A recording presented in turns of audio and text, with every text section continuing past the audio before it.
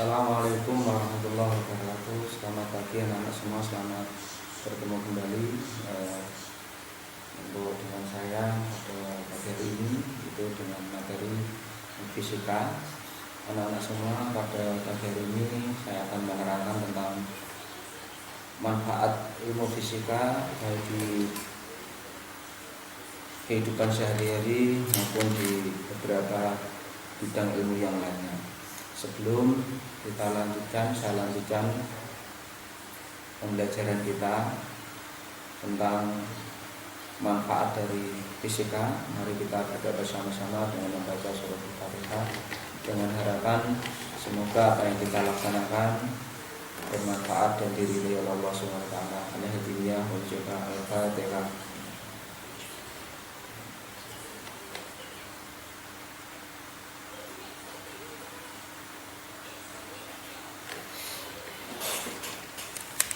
Anak-anak kelas 10 MIA 1 yang saya banggakan, setelah kemarin Anda melihat video tentang hakikat fisika dan prosedur ilmiah, secara gamblang di situ dijelaskan bahwa fisika sebagai cabang ilmu dari sains yang merupakan ilmu pasti yang mana berhubungan dengan ilmu yang lain.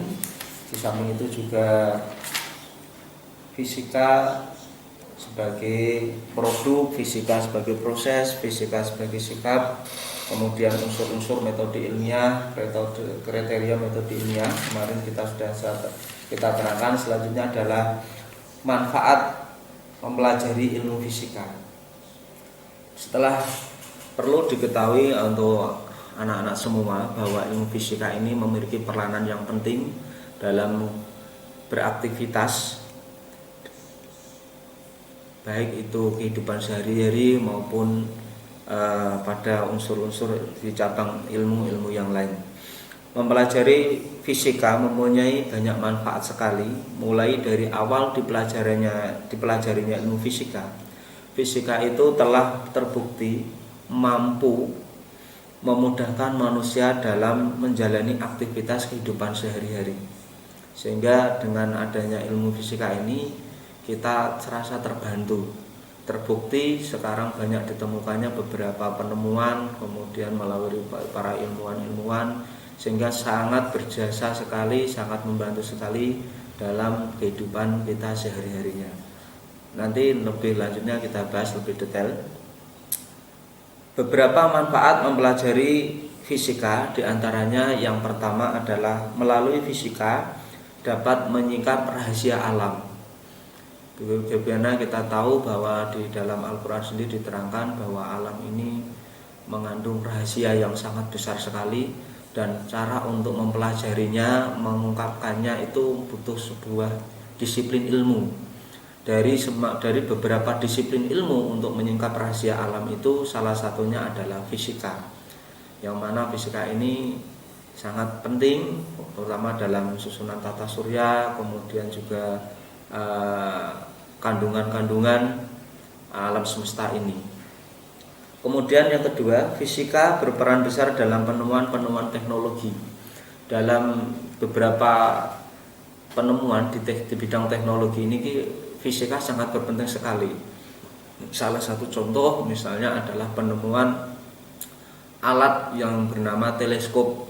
Itu adalah alat untuk melihat benda-benda langit yang jaraknya berapa ribu kilometer itu dapat dilihat dengan jelas oleh mata kita. Kita tidak harus pergi keluar angkasa untuk mengamati secara langsung, tapi cukup dengan menggunakan teleskop. Dan ini salah satu kelebihan dari disiplin ilmu fisika.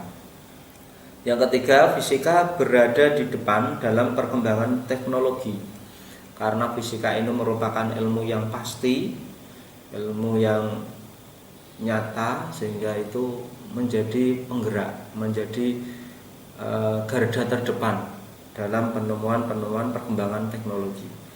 Yang keempat, fisika sebagai ilmu dasar mempunyai andil dalam pengembangan ilmu-ilmu yang lain. Saya terangkan kembali lagi, saya ulas bahwa fisika ini tidak berdiri sendiri, ilmu fisika ini, tapi juga ada kaitannya dengan ilmu-ilmu yang lain. Seperti satu contoh, fisika berhubungan dengan namanya IPA atau biologi. fisika berhubungan dengan namanya ilmu kimia dan sebagainya itu, sehingga merupakan satu kesatuan yang nantinya juga bisa dimanfaatkan kemudian dikembangkan lebih detail lagi.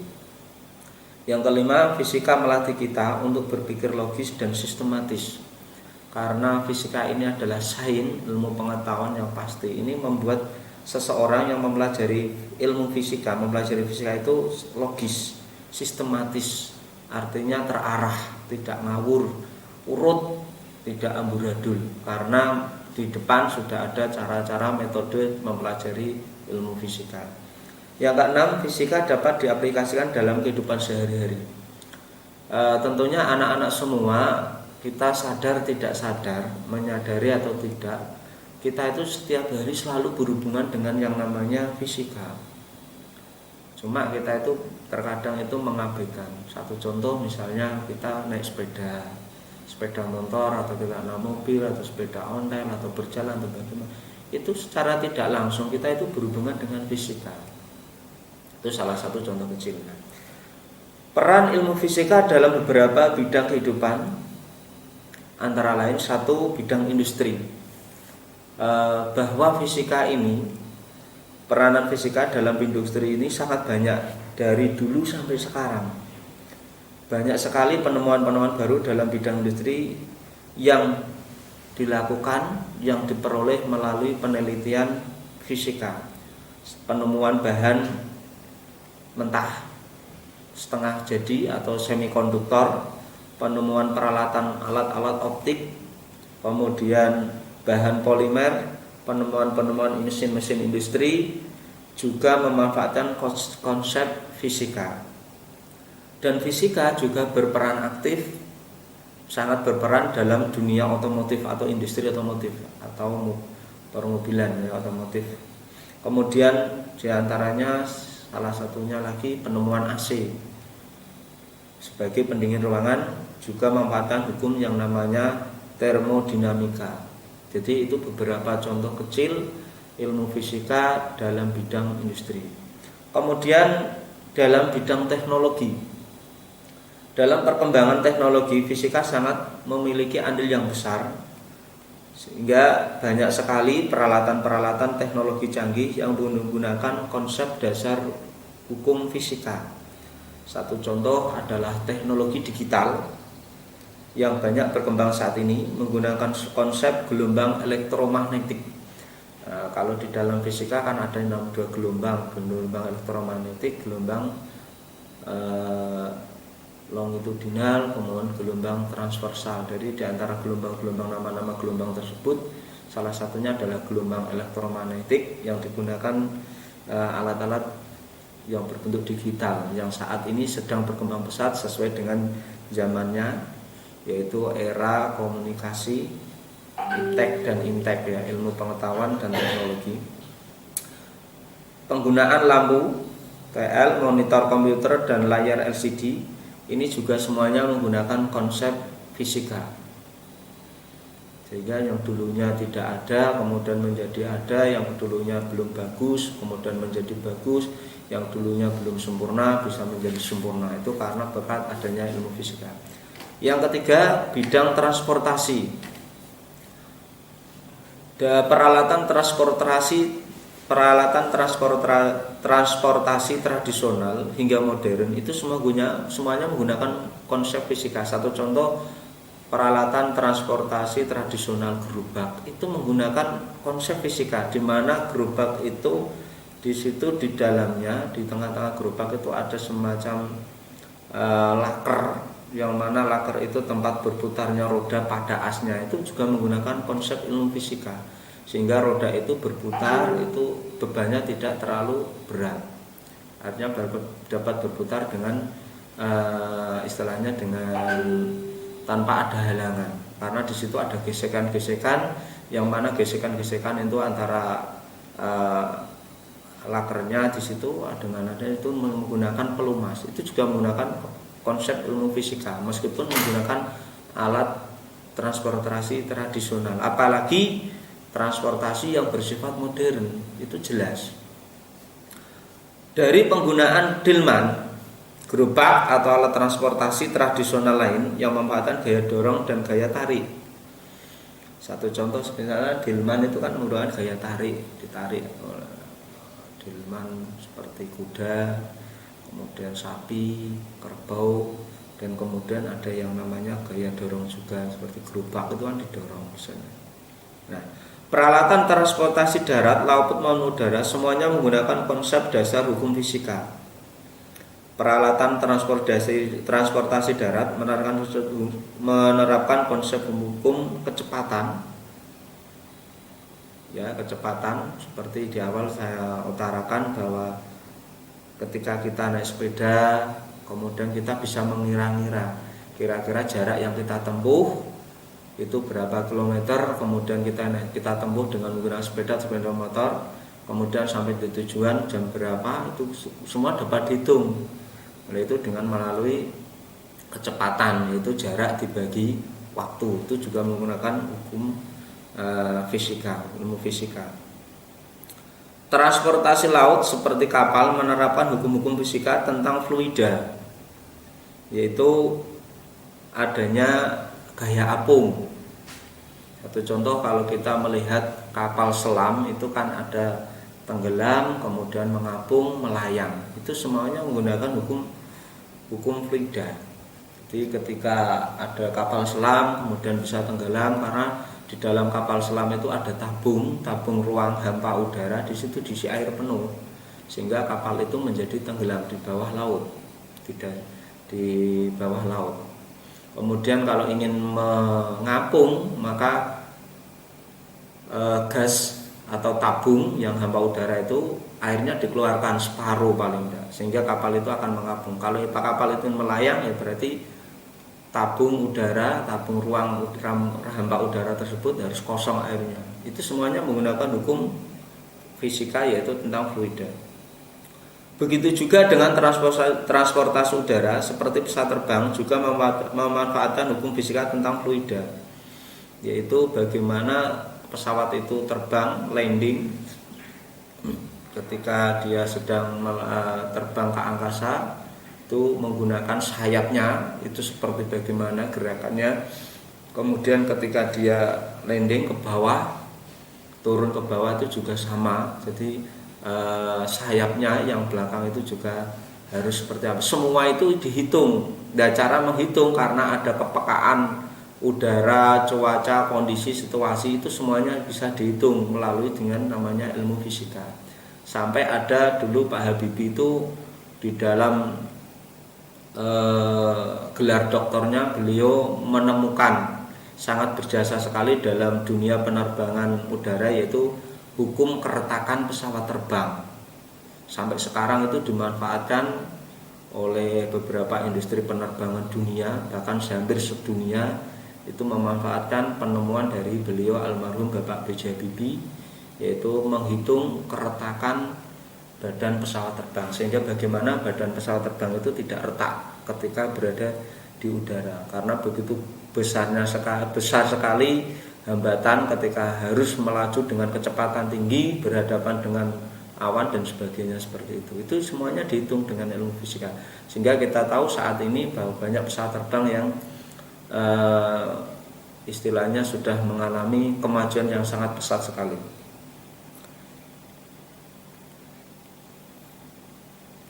Penemuan lift sebagai salah satu alat transportasi di dalam gedung dan penemuan motor listrik yang saat ini, ya, motor listrik saat ini mengalami sedang digalak-galakkannya banyak sekali mobil-mobil listrik karena digembar-gemborkan untuk menghemat bahan bakar sekaligus untuk mengurangi pencemaran udara akibat gas karbon CO2 akibat pembuangan dari kendaraan bermotor.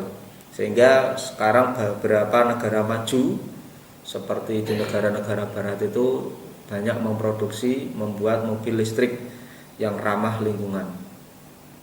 Kemudian lift ini juga merupakan alat transportasi yang berada di dalam ruangan untuk memindahkan misalnya dari gedung 1, gedung 2, gedung 3 dan seterusnya. Itu juga menggunakan konsep ilmu fisika.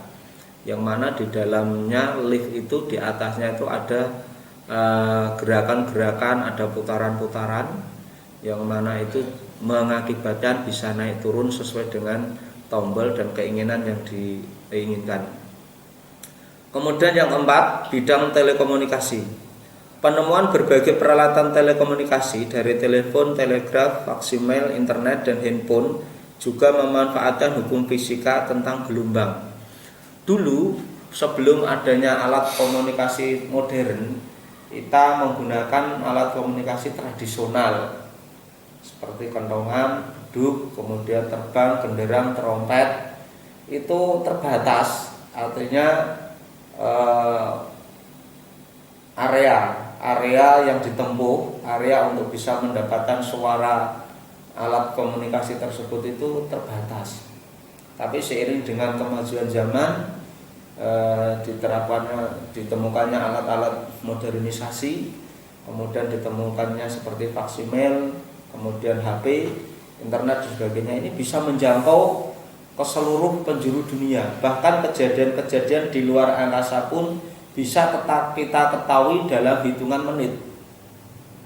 Kita bayangkan dulu ketika orang-orang Indonesia yang pergi ke luar negeri menjadi TKW itu berkirim surat itu butuh waktu 1 bulan.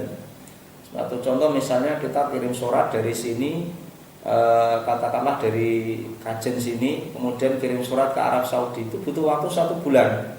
Jadi surat itu kita kirim ke sana itu 1 bulan. Setelah dibaca, kemudian sana membalas surat kita, dikirim lagi ke Indonesia, butuh waktu 1 bulan lagi. Berarti untuk komunikasi itu butuh waktu 2 bulan. Bayangkan itu dulu, butuh waktu 2 bulan untuk berkomunikasi karena jaraknya jauh. Tapi seiring dengan perkembangan zaman telekomunikasi saat ini yang semakin pesat, kita tidak butuh waktu bermenit-menit. Cukup berapa detik kita sudah bisa menyambung.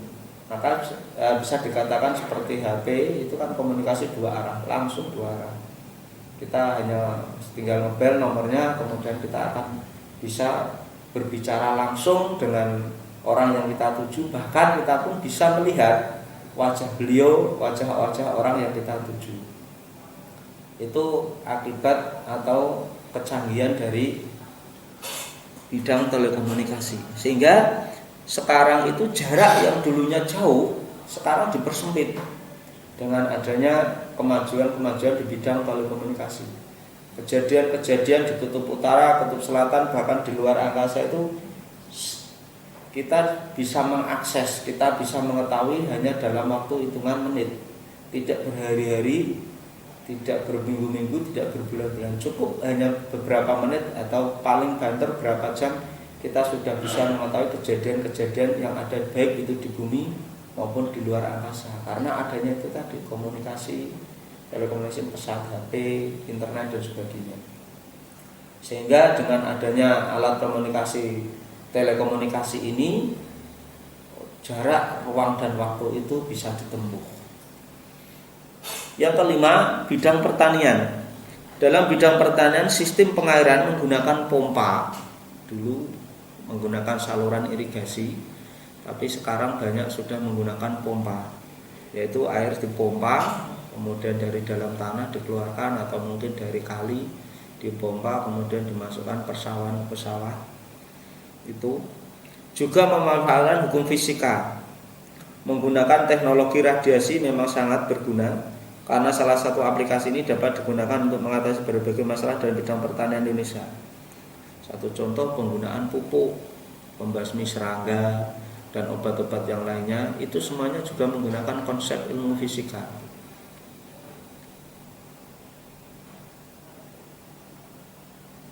Penggunaan radiasi dalam bidang pertanian memang ada banyak sekali contohnya. Salah satu contoh yaitu adalah mengatasi serangan hama pengganggu tanaman pertanian yang dapat menurunkan kualitas dan kuantitas.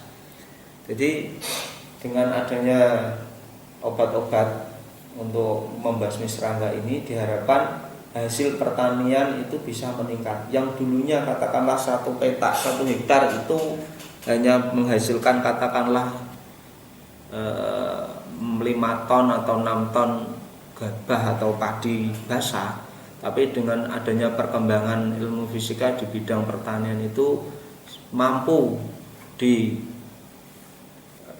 diperkuat atau ditingkatkan lagi produksi di bidang pertanian itu, sehingga dengan adanya obat-obatan tersebut, pembasmi serangga, penguatan tanaman, kemudian penyubur tanaman untuk meningkatkan hasilnya itu, sehingga sekarang itu 1 hektar mampu bisa menghasilkan 8 ton sampai 10 ton padi itu 1 hektar. Bayangkan, jadi sebelum ditemukannya obat-obatan dan sekarang itu perkembangannya sangat signifikan sekali. Sehingga banyak sekali sekarang bahkan dibudidayakan pertanian-pertanian tidak hanya di persawahan, bahkan di pekarangan rumah pun bisa ditanami padi, yaitu dengan melalui di pot-pot. Padi ditanam di pot, bahkan buah semangka pun ditanam di pot. Itu semuanya tidak terlepas dari peranan ilmu fisika. Yang keenam, bidang kedokteran.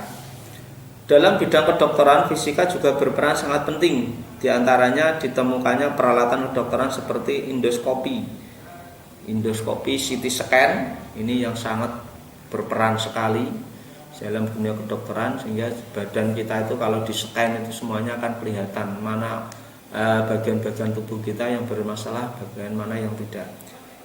X-ray, radioterapi, dan elektromiogram, ini semua alat-alat ini sangat penting dalam dunia kedokteran, sehingga karena dengan alat-alat ini memudahkan mendeteksi tubuh kita. Satu contoh, ketika kita patah tulang itu dapat kita di scan, sehingga tulang mana yang rusak, kemudian tulang mana yang patah, bagaimana bentuk patahnya dan seperti apa patahnya, kemudian patahnya itu berat atau ringan, itu dapat diketahui dengan melalui alat yang namanya scan tersebut. Yang ketujuh, yang terakhir adalah bidang energi. Peranan fisika dalam bidang energi diantaranya sebagai berikut. Pertama, penemuan energi listrik, memanfaatkan konsep energi dalam fisika. Energi listrik ini memanfaatkan konsep energi dalam fisika. Perlu ketahui dalam ilmu fisika ada yang namanya rangkaian paralel, ada namanya rangkaian seri. Ini juga tidak terlepas dari fisika yang digabung dengan ilmu IPA. Kemudian B, penemuan pembangkit listrik tenaga surya atau PLTS yang mengubah energi cahaya menjadi energi listrik. Sekarang banyak dikembangkan. Di Indonesia itu banyak sekarang dikembangkan PLTA, pembangkit listrik tenaga air, dan PLTS, kemudian PLTU, pembangkit listrik tenaga uap. Karena Indonesia ini kaya akan bahan tersebut. Kemudian yang ketiga, yang C, penemuan energi radioaktif sebagai alat sumber energi alternatif. Nih, bidang energi. Nah, dari ketujuh manfaat tersebut, ilmu fisika di bidang industri, teknologi, transportasi, telekomunikasi, pertanian, kedokteran energi, sebetulnya masih banyak lagi manfaat dari ilmu fisika yang bisa kita manfaatkan dalam kehidupan sehari-hari. Anak-anak, demikian penyampaian saya sekilas tentang peranan ilmu fisika di dalam kehidupan kita sehari-hari dalam menjalankan aktivitas, manfaatnya, dan nanti ada beberapa soal yang kita akan saya berikan kepada anak-anak semua setelah mengetahui dari awal sampai akhir tentang hakikat fisika, kemudian tujuan fisika, kemudian manfaat ilmu fisika dalam kehidupan sehari-hari. Demikian, kurang lebihnya saya mohon maaf. Wabillahi taufiq wal hidayah. Wassalamualaikum warahmatullahi wabarakatuh.